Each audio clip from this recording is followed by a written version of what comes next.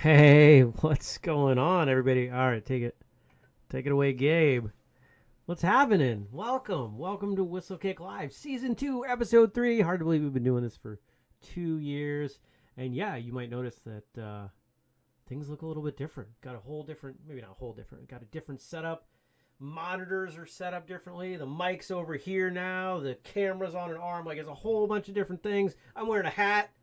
I mean, what kind of chaos is this? This is Whistlekick Live. This is what we do. It's nuts. It's and just as always, want to give the utmost celebratory shout out to Gabe, my good friend Gabe, who I'm going to continue to point over here at the laptop because in my mind that's where he is. He's right here. Of course he's not, but we're going to pretend he's actually, where is he? Let's see. He's actually there a lot. If you go that way a long time, you'll reach Gabe.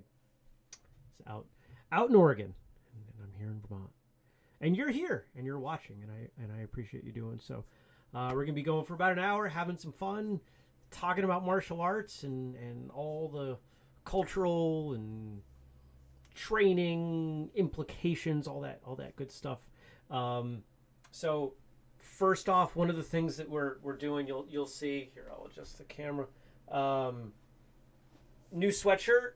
You can get the. Of course, I'm blogging it with Mike, but look at this. We're gonna move this out of the way. New sweatshirt up at whistlekick.com, and this hat, snapback. One of the things I realized was that we have all of these things that we sell that actually fund all of these things that we do, and I never talk about them. So that's one of the things that's going on. We're gonna be rolling out new items every month. I'm making a commitment to that. New apparel items every month. So if you join us for the show, you'll see what the new items are. All right. But we've got a bunch of good stuff for you. Got some guests coming on. Got some. I honestly, I don't know the rest of it because Gabe takes care of all that. And I like being surprised. I think it's more fun. I get to react in the moment just as all of you. And if you are a fan of martial arts radio, you know that's kind of how I do it. I don't prepare. There are plenty of things in life I prepare for. Interviews and whatnot. Not one of them. So, what do we got going on first? What's happening? What are we doing? I'm blabbing. And, we're running through some memes. How it feels when the class watches you go with your coach. And it's a scene from Gladiator. If anybody's seen that. It's a great movie. And it's... All right, here we go. We got a squirrel saying when you break your board on the first try, and the squirrel is very celebratory. And what's the name of that dude? Geert van something. There's a guy who specializes now in taking photos of squirrels doing strange things. He's got this whole like he'll spend like days crafting like a little picnic table for them, and he's more or less trained them to be comfortable with him, and then waits like hours and days and takes these amazing photos. He doesn't have nearly the number of people following him that he should. Has nothing to do with martial arts. Got a scene from Batman with the Joker. You have a bad day breaking boards and everyone loses their mind. Yeah. How about just a bad day? How about a day where you forget the first form? How about you're teaching it and you mess it up? Anybody else done that? I've done that more times than I would like to admit. And here we have Speedy Gonzalez and a sloth starting kata to the left, starting kata to the right. To my knowledge, there is no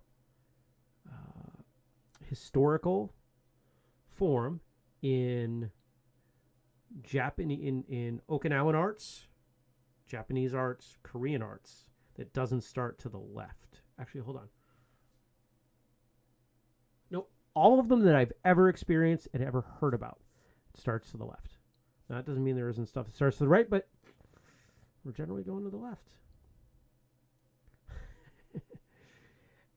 and here we've got a couple rabbits. And for those of you who don't know, why am I describing this? Because sometimes people listen to this later. We record it. We upload it to the podcast feed. And I'd like those people to, obviously I want those people to show up and check out the live show. Or go on YouTube and check out the video. But we've got these two rabbits, and one's got this huge carrot underground with a little bit of greens, and it's labeled fundamentals. The other one's got tons of greens, little tiny root, called fancy techniques. And if we think about the carrot as a root, your roots, your fundamentals, your basics, your foundation, it all plays in, all makes sense. There's a king talking to three people. Whoever can tell me the most important part of martial arts will become the next king. First one says jump spin kicks. Second one says point sparring. The third one says basics. And in the third panel, he gets the crown. It blows me away that people don't, like, they continue to argue against basics. There's nothing that you can improve by improving your basics. And all right, so this is one of those 6 panels, what I think I do, etc. And it's labeled female martial artists. And what I like about it is it's really not that gendered. I mean, it could just say martial artists. First panel, what society thinks I do is Chuck Norris. Second, what my friends think I do, it's 2 people in a cage. Third, what my instructor thinks I do, it's a bunch of people on the floor chatting. What my parents think I do, it's a shot from The Karate Kid. What I think I do, it's a shot from Crouching Tiger, Hidden Dragon with Michelle Yeoh. And what I really do, it's somebody with a broken leg in a wheelchair. Hopefully not. Hopefully that's not what you really do. Everyone has a plan until they get taken down. Now, what is that quote actually from? Everyone has a plan until they what? Get punched in the face. And who said that? Mike Tyson. And if any of you watched the quote-unquote fight between Mike Tyson and Roy Jones Jr. on Saturday, I'm sorry. I was going to until I saw the rules. And then I said, you know what? I'll watch highlights of that later. And there weren't very many highlights. Training partners be like, let's go 50%. One of them popping them in the face. That's kind of what I was hoping for with Tyson and Jones, but wasn't quite like that, was it? I love this one. It's Bruce Lee from, is it Game of Death, where he's all cut up? Would you please cut your toenails before class? I love that one. We got a lot of comments going on. Tons of people in the chat. Oh, this is great. That's really good. Got Dennis and Frank. Oh, look at all these people in there. I can't even really pay attention to the chat. I need another screen. I need like a screen here. I could do that. Chuck Norris has been to Mars. That's why there are no signs of life. Oh.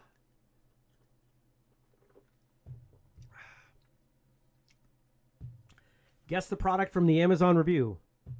A must-have for any martial artist, teacher, sensei, sifu, guru, or student of the arts, from Aikido to Kung Fu to Tang Sudo, and anything to everything in between, whatever you study or thinking of taking on. Well, I'm hoping it's the Martial Artist Handbook. Because if it's just about anything else that's on Amazon, I'm not sure what it would be. I mean, it's got to be a book. It is! And it's a review by Tommy. Oh, Tommy might even be in the chat. Is Tommy in the chat? I don't know. I don't know if you're in there, Tommy, but if you are, thank you. I appreciate it. I appreciate you. Yeah, that book continues to sell and sell well. It's been out it's been a year, I think. I think we released it just before the holidays last year. And it's done well, and the feedback continues to come in and continues to go well. So I'll update that at some point. There are a few chapters that I want to edit. We'll do a second edition, but that might be for next year at some point, because I got another book I'm working on. Because why would I not also write another book? The goal was to have the first draft done by today. It's half done. I got 37,000 words, something like that. So not quite. Here's a whistlekick Facebook review from somebody who might also be in the chat. Anyone interested in the martial arts would benefit from Whistlekick Martial Arts Radio and benefit from the incredible vision that Jeremy, that's me, has on the future of traditional martial arts. The community is bringing together as an amazing group of people, yes you are, who are all interested in making the world a better place through his dedication for excellence. I get really uncomfortable reading these things about myself. You know he won't put out any low-quality items and will do his best to make sure that you are able to do your best. I couldn't recommend Whistlekick or Whistlekick Martial Arts Radio high enough. Craig Wareham. Sensei Craig, thank you. Thank you, my friend. one of my favorite things about whistlekick is my favorite thing for sure is the people. It's this group of individuals that has come together and recognizes that what's going on with whistlekick is it a commercial enterprise? Yes, absolutely. Is it a grossly successful commercial enterprise that is rolling in money? No. I continue to fund this out of my own pocket, and I hope to pay myself back someday. But really, what is it about? It's about furthering traditional martial arts. It's about doing everything we can to create an environment where everyone wants to train. And if we do that, I think the world's a better place. And that's why we do it. Well, people chiming in saying they agree and other good stuff. And Jenny's talking about books. Jenny's in charge of books. Jenny does a great job. In honor of No Shave November, who are some of your favorite bearded martial artists? I'm trying to think. Most martial artists I know don't have beards. I know plenty of people who end up with this kind of a, hey, I didn't shave for a few weeks beard. But when I think about like a real beard, like a big beard, who has beards? Okay. All right. Richard saying that Pedro Sauer qualifies. And I think that's kind of the... There's Matt. Matt Nather. Matt's got a little more of a beard than I do. There's Jared.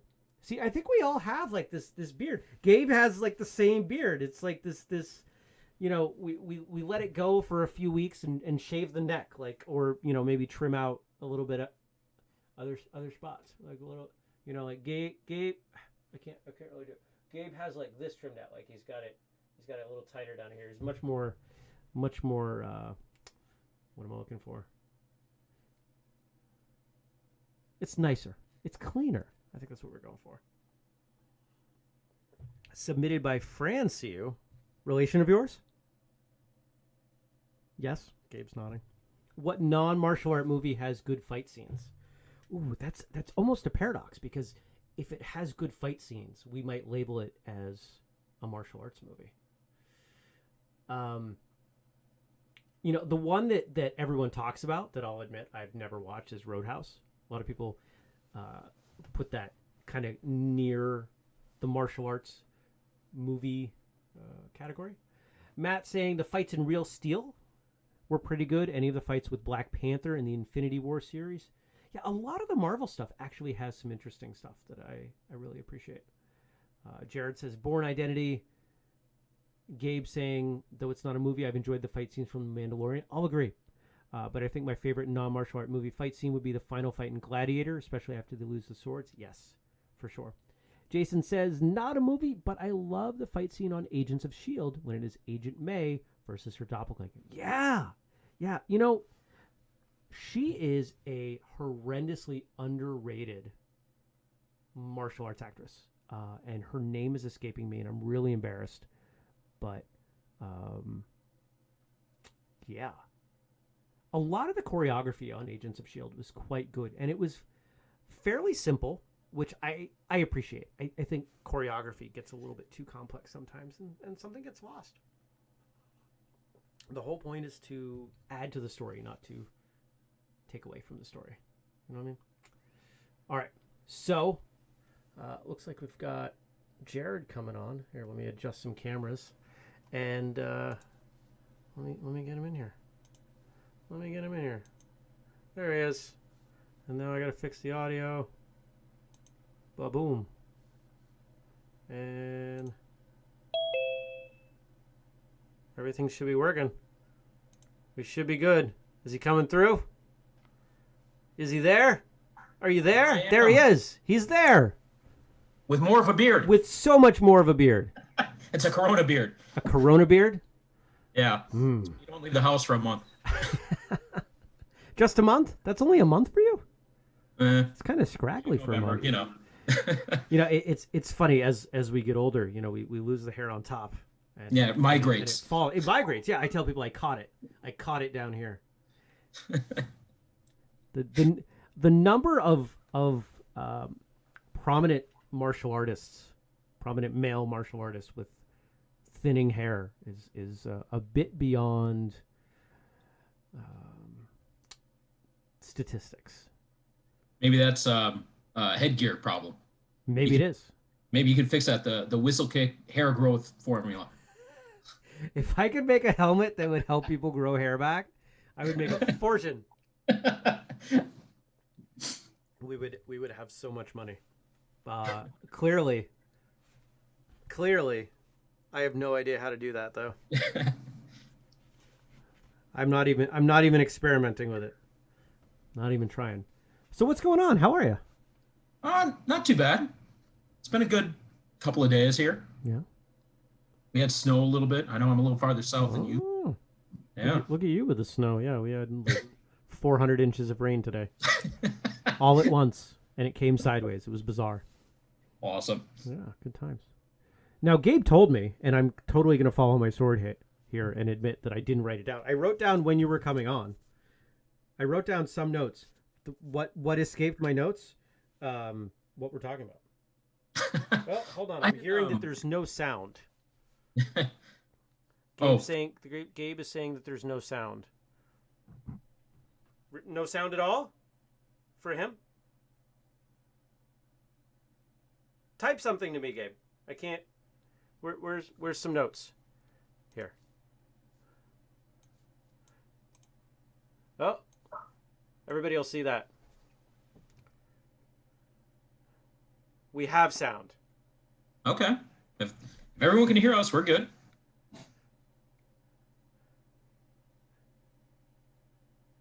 Because I got the chat over here from Gabe saying there's no sound. Oh wait, no, there's sound. No, we do have sound. Sorry. This is so. Remember, like we're running this show with like one person 3,000 miles away via remote control software. Like that's it. Like if you're expecting the level of Jimmy Fallon, you are tuned into the wrong show, my friends. And so you're talking about martial arts and music. Language. Martial arts and language. It was so this is my thought. That's been coming up on the show recently. Yeah, my thought process was it's a human nature thing that we can't explain senses or experience without referencing other senses or other experiences. Right. What is love? Well, it more like, when we try to describe music, we describe it as being bright. But bright is a visual expression, not a sound expression. Right. So my idea was this, and that, the ever-loving question of, what does a black belt mean? To another way to describe it would be to think of it in terms of language. So we have a skill acquisition process with languages. I'm sure most of us studied Spanish in high school. It seems like everybody I know did. Well, see, up here in the Northeast, it's a lot of French. Really? Okay. Yeah, because Quebec. Yeah, I guess so. I did Spanish though. Just see, there you go. Rebellious. And I thought about, well, how do you know when you can speak a language? What does fluency mean? When you're able to start having conversations without having to, stop and think about conjugating the verb or trying to right off the top of your head, remember the vocabulary. And I thought, well, that's kind of what the equivalent of the black belt is. It's when you become fluent in a martial art. Okay. And that doesn't mean that you're Shakespeare. No, it's I think it's a beautiful analogy. Right. I thought that was a great way to describe that. It kind of gives them an idea of people. And, and if I learn Spanish, well, suddenly learning French is easier.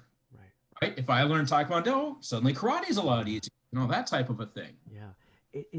It's interesting to me because quite often we'll talk about fluency in non-language skills. You've achieved fluency in a general subject, but we tend to Come on, camera, come back. There you go. There it goes. I think we tend to overextend what the definition of fluent is. Young children are fluent in a language. Right. They can communicate. They can communicate all their needs. Doesn't mean they can communicate well, but they can become understood. Right. So that's the same kind of idea. if I say, I go store, well, that kind of gets the idea across of what's happening, but it's not the fluency part of it.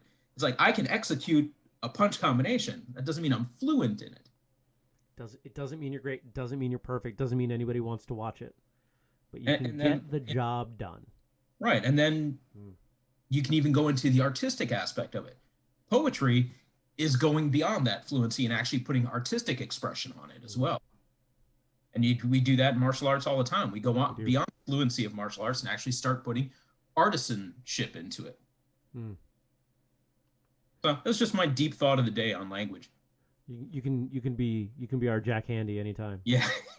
Jared Handy. Deep thoughts. If anybody knows that SNL reference. Good times. Now, what about? So maybe this kind of breaks your analogy a little bit, but I think it's still worth discussing. Lately on Martial Arts Radio, it's come up a few times. I think it's even come up on First Cup. This idea that learning your basics, or as Richard was indicating them in the chat earlier, your fundamentals. He was suggesting maybe we stop calling them basics, which actually I think we could have a whole discussion about that. But if you think about your fundamentals as individual words, and then maybe you've got some organized, to maybe Kihon or kind of like a junior kata forms as poems or stories or something like that. So you're starting to connect those words in frequent ways, almost cliches. We in language, we have cliches, words that are so frequently following each other that sometimes it can be hard to say one of them without using others. How does that fall in for you? Well, there's an idea in Japanese martial arts called shuhari, which I think has been mentioned on your show. I know I've mentioned it on mine. It talks about the process of skill acquisition is first you're imitating, then you're kind of making it your own, and then the third step is you forget completely about the rules. So it becomes spontaneous, and karate is no longer karate. Aikido is no longer Aikido. It's you doing something. Sure. So I think in the same way that I don't think about, the letters that make up the words as I talk or type. I don't even think about the letters as I type, except when I screw up and have to go back and fix something. But that's where that third level of fluency comes in. Yeah. When the basics become so fundamental, you don't have to think about it. And unfortunately, we don't do martial arts enough for that to happen. We're not kicking as much as we're talking. Normally. We shouldn't be. Hopefully not. Right. Hopefully not. But I think like, there are moments, and you've been training long enough. I suspect you've had a few of them at least, where something happens and it's beyond. It happens outside of conscious thought. It's a reaction, and it's happened for me like maybe 5 times in all of my life.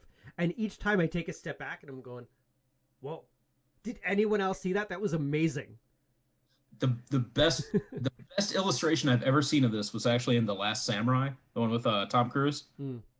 There's a scene where he's fighting 4 armed people in the street, and the way they film it is really nice and flashy, and then he's just kind of done, and then you can see on his face, he goes, "What did I just do?" And he actually rewinds the fight in his head and plays it over again. Yeah. And like, yes, that is the perfect illustration of that experience.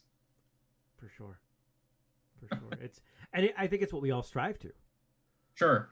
Right. And I wonder how far we can take this analogy. The point where someone is crazy, half asleep, and speaking in tongues, and they're rattling off just. You don't know if it's insane or brilliant. And maybe, I've sparred with people like that. I don't know if they're really, really good or really, really bad. And sometimes the end result is it works. So that's right. Awesome. Hey, just because you brought up the music kind of works that way too. There was actually, now I think about it, the bassist, his name is Victor Wooten. I was at a seminar he gave, and he's a martial arts. He does Wing Chun. Nice. I only found out about that later, but he talks about how he doesn't want to think about the individual notes. He wants to think about the end results that the notes give you. You know, he's already putting the notes into phrases. So he's worked on his scale so much, he doesn't think about the notes. He thinks about what the whole phrasing of notes means. So the music analogy might even be more appropriate. We can beat on that some more another time. Yeah. If people want to check out your show, where do they find it? Martial Thoughts. But where are they going? The easiest is just the Apple podcast, because they don't call it iTunes anymore. What if you don't have an Apple phone? Yeah, well then, what else is there? Google Play, yeah, all the kind of good stuff. If you search up Martial Thoughts Podcast, I come up, so it's easy to find. It should be everywhere. Yeah. Be everywhere. What you got? Any fun episodes coming out soon? Well, you know, there's the one I sent you the link for. Just yeah. That one actually was a lot of fun. Good. That's an interesting one. It's a martial artist who wrote martial arts kids books. So beautiful. Anybody producing content? Exactly. In my book. All right. Yeah. Well, thanks for coming on. I know I'll talk to you soon. No problem. All right. Later, man. Bye.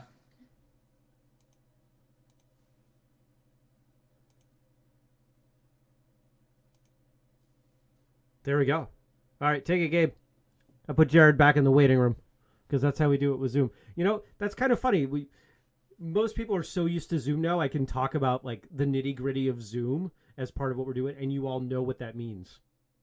How weird is that? This is such a weird year. I kind of want like a sidekick. I need a sidekick. How do I get a sidekick? Oh, the tech side of that would be such a pain. But I could get somebody over there. Let's see. I could put somebody over there, put another camera on. Oh, so much more bandwidth. All right. All right.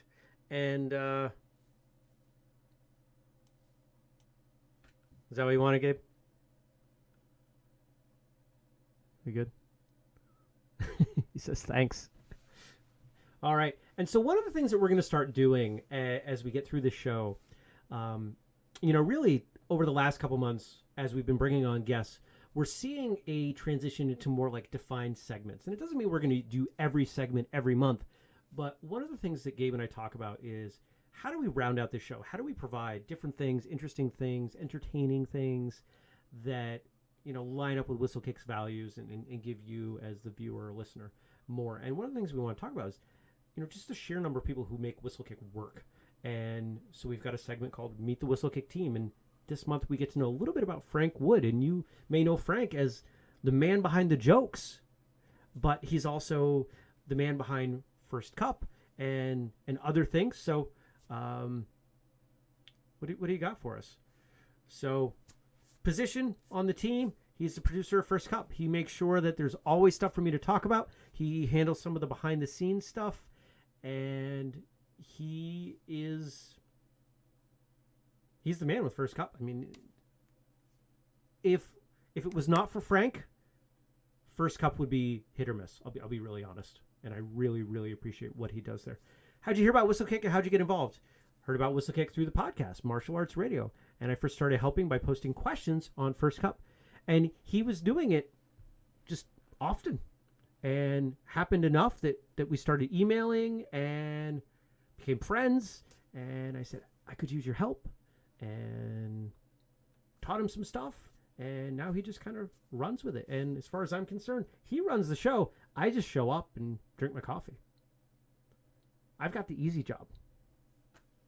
What styles have you trained in most recently? Years ago, I did some Taekwondo. More recently, I've trained in Muay Thai, but I'm currently taking a break due to COVID. Who's your favorite comedian? And that would be a tie between Stephen Colbert and Jimmy Kimmel. Those choices actually don't surprise me at all. As I've gotten to know Frank and know his sense of comedy. That makes a lot of sense. Stephen Colbert for sure. All right. More? What's your favorite martial arts movie quote? I practice martial arts not to win over other people, but to win over my own heart. Tony Jaa. I really like Tony Jaa. He seems like a really good dude. I'd like to get to know him. Maybe he'll come on the show. Favorite martial arts movie? It's a tie between Sidekicks and Three Ninjas. And that right there tells you how old Frank is. Because those movies hit a certain niche, and I was right in there too. So I get it. I didn't watch many movies back when those were coming out though. So that's why those didn't stick for me, I think, the way that they probably did for him. And so now, another segment. This is what, month 3 of doing Storytime with Matt? Month 3, Storytime with Matt. We got 2 stories.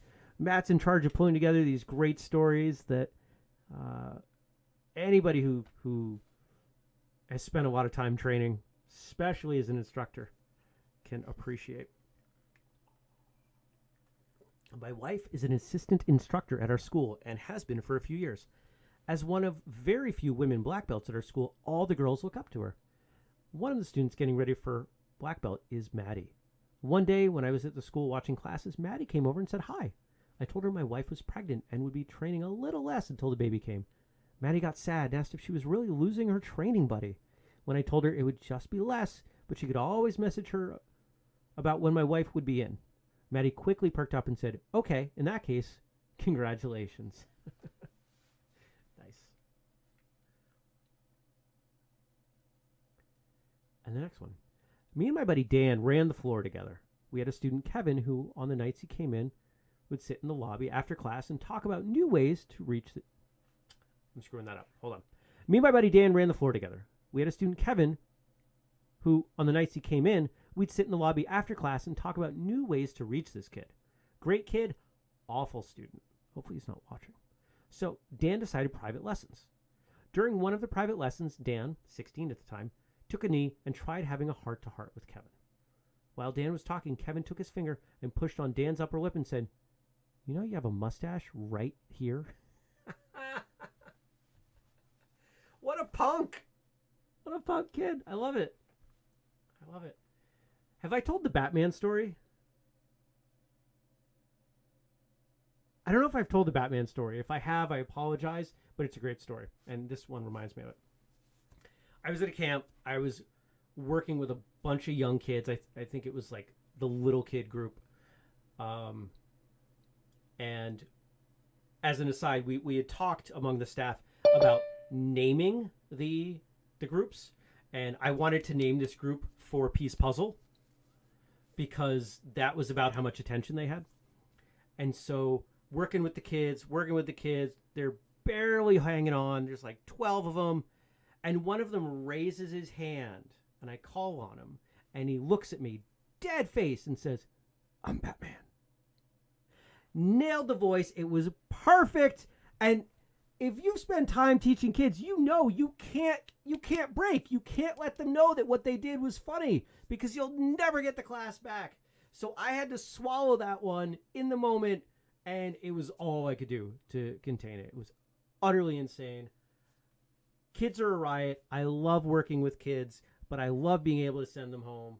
Or even better, like at a camp environment, work with them for a little bit and then send them over to somebody else. But for those of you who might be new to working with kids, I've got a bit of advice. As long as you keep them moving, they are much easier to control. If a kid has movement, they have something to focus on, they are less likely to wander. So if you're not sure what to do, have them do goofy things. I'm not a fan of using like push-ups and physical, we'll say discipline in that way. But I will say, okay, everybody lay down. Everybody stand up. Everybody lay down. And basically you're having them do burpees.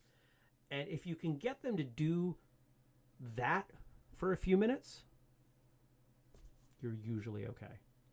Just remember, if you own it, they'll be fine.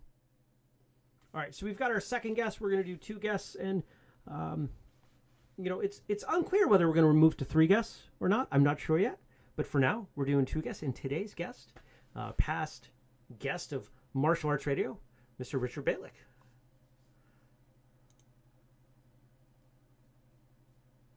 He's joining. Zoom is joining him. There he is. He's coming in. We get a still photo. He's connecting. There he is. Oh, he's wearing a gi. He's wearing a gi and a headset. Is this the first time you've worn a gi and a headset? This is actually the first time I've worn a gi with a work shirt underneath. I love it. It's also the first time I've worn a gi since March the last time I trained. So I decided this was a special event. It's also, Jeremy, the first time I've ever turned this camera on Zoom. When I do work, I don't turn the camera on because I'm not a big fan. But for this audience, yeah, I appreciate this is it. worth it. I appreciate it. Yeah, I see you wearing like the button-up shirt with the gi on it, the gi on top of it. And you ever taught a class where kids come in and they're wearing like their new shirt and they can't bear to take it off, but they manage, and it's big and bulky, and they manage to stuff their 2 sizes too small gi over it, and it's like popping out of corners. Oh yeah, definitely. But you know what? They're on the mat, so I'll take it. Yeah. That's all that matters, really. That's all that matters. And so you're here to talk about history and knowing your history. Am I right? I am.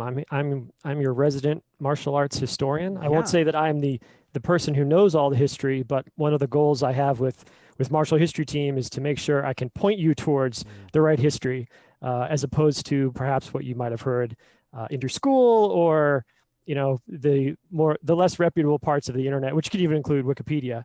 And the topic you asked me to talk about was, why would history matter to your style?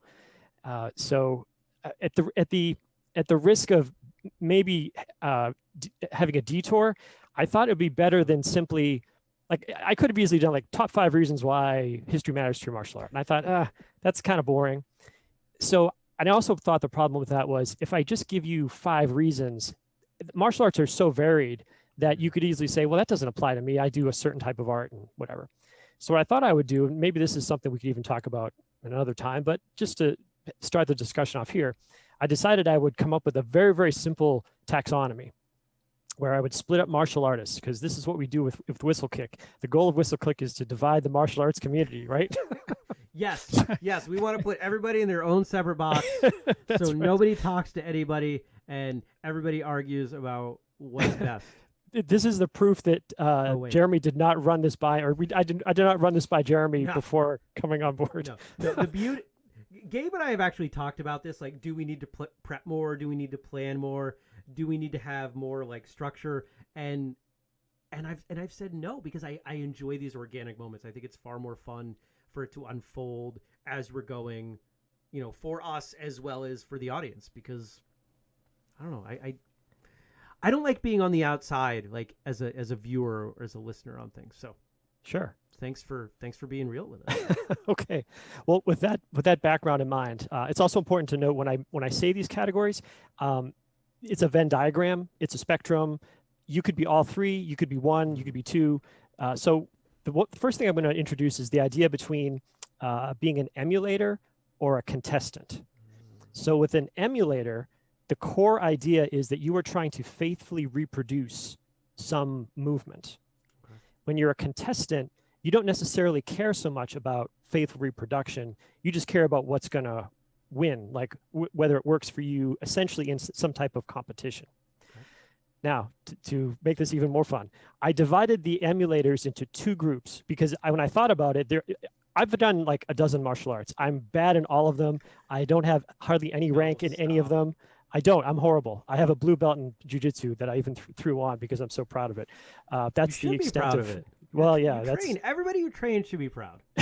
That's what 3 years in the late 40s will do for you. Anyway, so the 2 types of emulators are conformists and technicians. Now, the idea with a conformist is you're an emulator, but you are trying to conform in a way that, again, faithfully reproduces something, but it's generally a pattern. So you think about your pattern-centric arts, anything that has kata and so forth.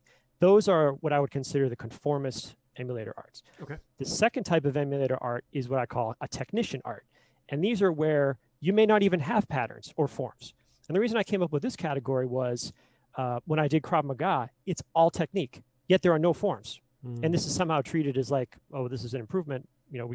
I don't necessarily agree with that. But they're still emulators, because what they're trying to do is faithfully reproduce techniques. It's just not in forms. Sure.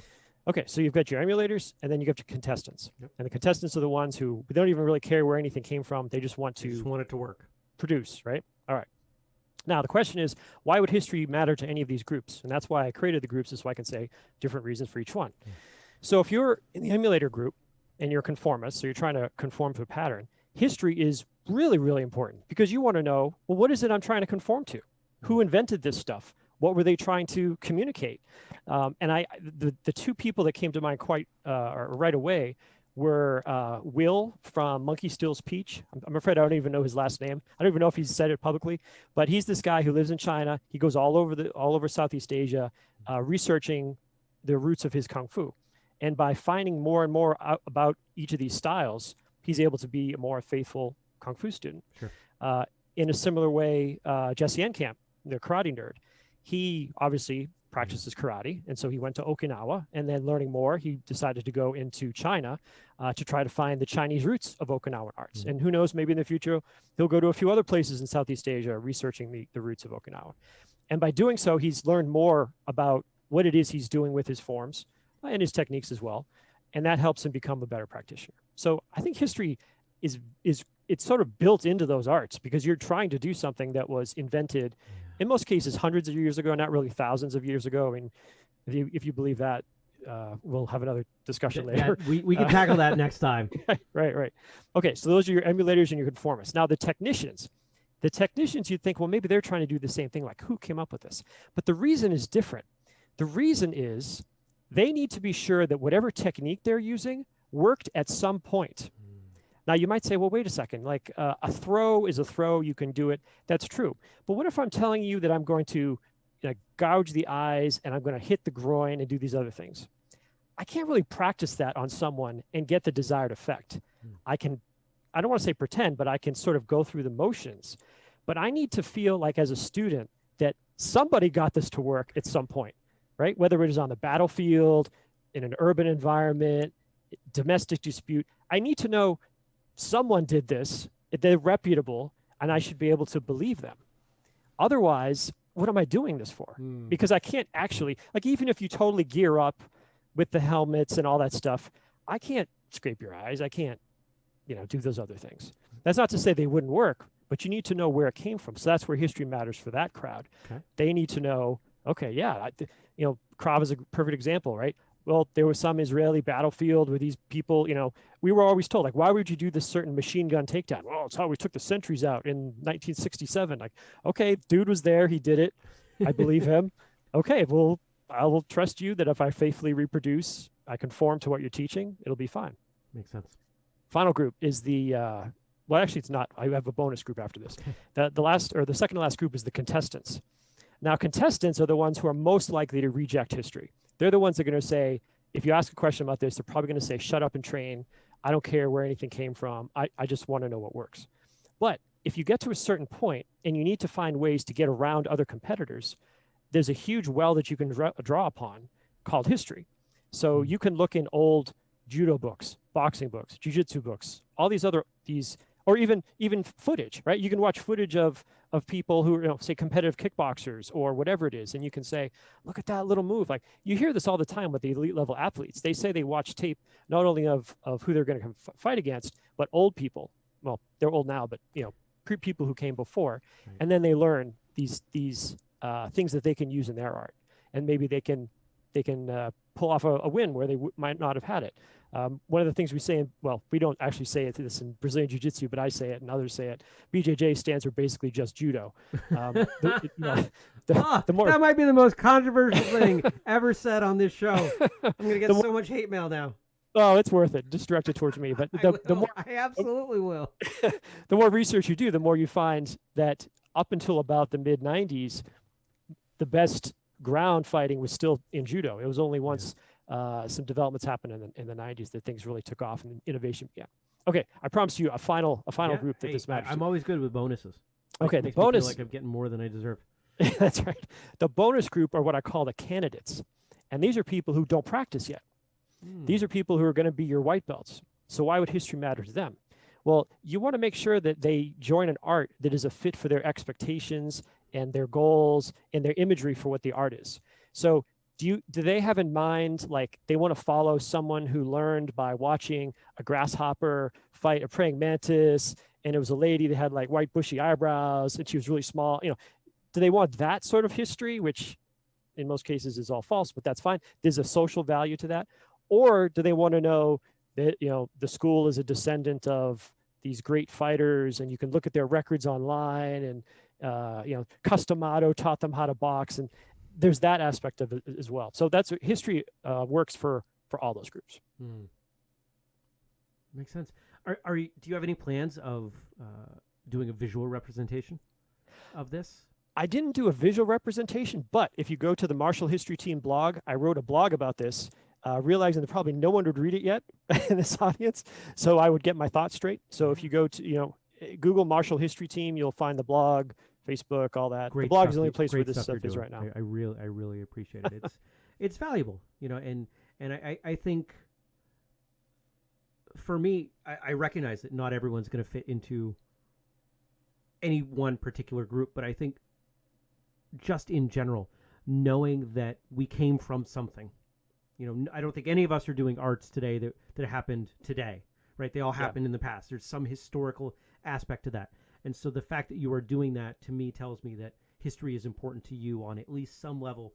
And so that, I know that if we end up putting something up that's got, the wrong quote or, Bruce Lee didn't say this or whatever it is, you're going to check us on it. And I appreciate that. Well, and I think that we're just as, when we spar together, we test each other. We get better. That iron sharpens iron and all that. The more we talk about history and where things fit in, I think the better martial artists we get. And I think that it's important to understand the truth. I think truth matters. Oh, yeah. Yeah, now more than ever. And you have a remarkably mature attitude towards it. I get plenty of mail that is not of that caliber, or people in the, in the history industry sort of get that sort of thing. But I find that the history is always better, or it's always more interesting than the fiction.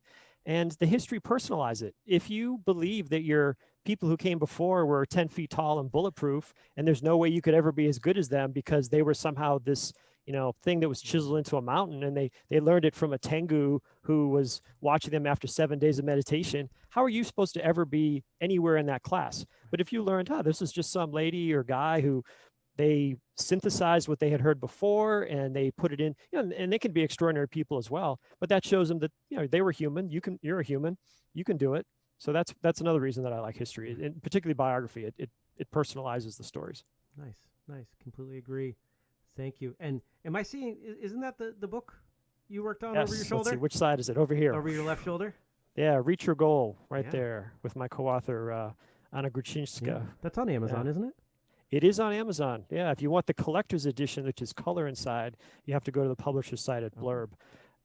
Yeah, it's an amazing bestseller, Jeremy, in the written by late 40-year-old cybersecurity expert category. It's it's probably the number one selling book of guys who put gis on over their shirts. Yes, to come on this show. That's true. It's probably the number one. It is. Yeah, if you define the market enough narrowly, you are the winner of that category. That's what it is. There's something we could read more into that. Well, I appreciate you coming on, and I know we're going to have you back because there's an near infinite number of things that we can talk about as it relates to the intersection of history and martial arts. So sure, I appreciate the opportunity. Thanks. Absolutely. Take care. Talk soon. All right, you too. Bye. All right, Gabe, I'm gonna kick him out. Back in the waiting room. All right, it's all yours. See, this is fun. I get to chat with my friends, and some of my friends watch, and some of my friends don't watch. But it's a good time. All right, we're doing trivia. Okay. How are we doing this? Am I just reading them off? Okay, I'm reading these. So, rapid fire trivia correction from last month. Did Richard correct this? No? Okay, because that would have been funny. The art now known as karate was previously known as tudi, meaning Chinese hand, or just te, which is what I said, meaning hand. Both names were used in antiquity. I wasn't familiar with the tudi word definition. So, looks like we're doing a minute Is that the stopwatch? Okay. All right. I have 60 seconds to answer as many of the 20 as I can. Read each question out loud before giving my answer. I'm going to read fast. All right, everybody. I'm ready when you are, Gabe.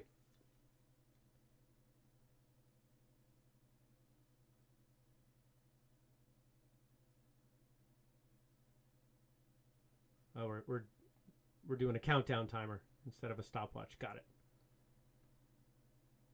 Let me know if you want me to jump in on the keyboard. Okay. There it is. I got a minute. It's counting down. And okay. What year was Whistlekick founded? 2010. What's my favorite uniform? There's a black one that's like 25 years old that I absolutely love. The name of the uniform in Taekwondo, a dobak. Most famous samurai, Tom Cruise. Who was the first American to teach karate in the U.S.? Ooh. Pass. One of the 5 tenets of Taekwondo.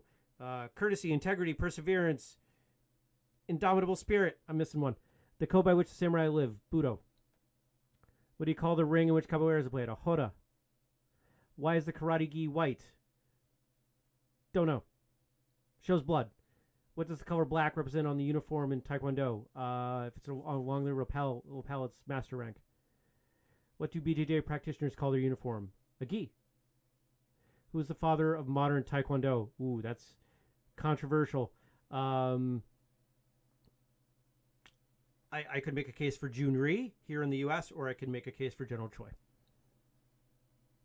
Next. Was that it? We had 12? Did I get them all? No? I didn't get through them all in a minute? Oh, bummer. Okay. Well, I'm trying. These are fun. I like that you give me some softball ones, like, what's my favorite gi? Because hopefully I don't get that one wrong.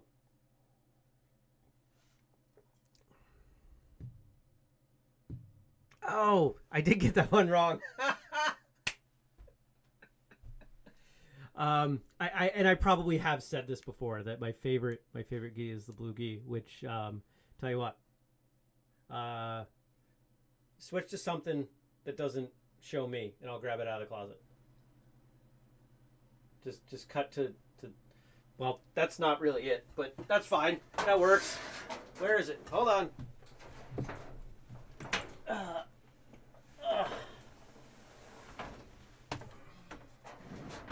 All right, you can come back. All right, I'm back. So this is the one that we're talking about. This was given to me as a gift by my mother when I earned my black belt. When I was 16, and it was a joke. What do you want when you get your black belt? I want a blue gi. And I thought I was joking. I mean, I was joking, but then I got a blue gi. Dobak, Musashi, that makes sense. First American, Trias. That's who I was thinking of. Like that, I was trying to get there. I just couldn't make it happen in my head. Courtesy, integrity, perseverance, self-control, indomitable spirit. There we go. The code by which the samurai live is Bushido. Capoeira is played in a hora. Why is the karate gi white? Because it was an undergarment. Oh, I didn't know that. The color black represented on the uniform in Taekwondo. Knowledge. Okay. BJJ practitioners call their uniform a kimono. I did not know that. Father of modern Taekwondo, Jun Rhee. Possibly the most famous guest to have come on Martial Arts Radio, who unfortunately has passed away. What book is considered the Bible of Karate? The Bubishi. All right. Name of the Taekwondo training hall is a dojo. Okay. Good stuff. What do we have to close out the show? Anything?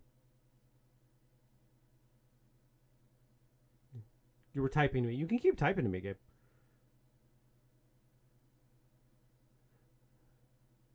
All right. What's the last thing? I only got to question 12. Oh, well, I can't look at the rest of them then. You can save them for next time. What's your favorite martial arts video game? What character would you want to be? All right. My favorite martial arts video game, if we're defining that as fighting games, of all time, it's probably Street Fighter. Was it Street Fighter 2? I think it was Street Fighter 2 that I played the most.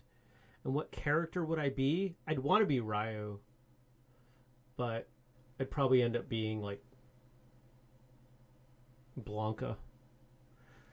Andrew Adams says, when I was a kid, it was Tekken. I loved being either the drunken master guy or the capoeira guy. Their moves were the most fun to watch and caught the opponent off guard the easiest. Yeah. There was nothing harder than playing someone who had no idea what to do in Tekken, and they used, what was the capoeira guy's name? Not remembering. And they just hit buttons, and he did all the crazy combos, and like I would just lose every time. Hated it. Matt says, may also have to say Tekken, lots of diversity in the styles. You picked a weapon and fought to death, but your character reacted to where you were hurt. Fight with one arm, kneel or crawl was interesting. Haven't played anything like it since. That was Tekken? Is that a different version of Tekken? Jason says, Samurai Showdown, Kyoshiro Senryu. A close second is Karate Champ from the 80s. Honorable mention is NES version of Renegade. And I want to give shout outs to the NES video games Kung Fu, the very old PC game Budokan, which I actually just found as I was cleaning some things up earlier, and also fighting game, but not people, robots, One Must Fall 2097. Those are some of my first ones, which I'm sure Eddie was the capoeira guy. Yes, Eddie Gordo. All right. What else we got? We're winding down here. Am I closing it out, or are we doing more? All right, we're closing it out. We'll save the rest for next time. Well, I want to thank everybody for coming by. I want to thank you for watching. We had fun. See, I've got this philosophy. Everything you do, make it a little bit better. Don't just try to make everything completely different. Take what works, iterate on it.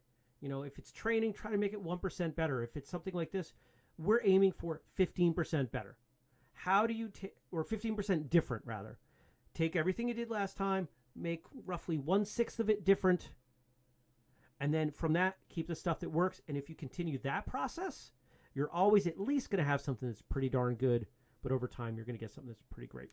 I want to give a shout out to friend, instructor, Bill Wallace. He turned 75 today. Send him a text. And the Superfoot crew is running a training with him this weekend. If you're part of any martial arts group, you probably saw that pop up.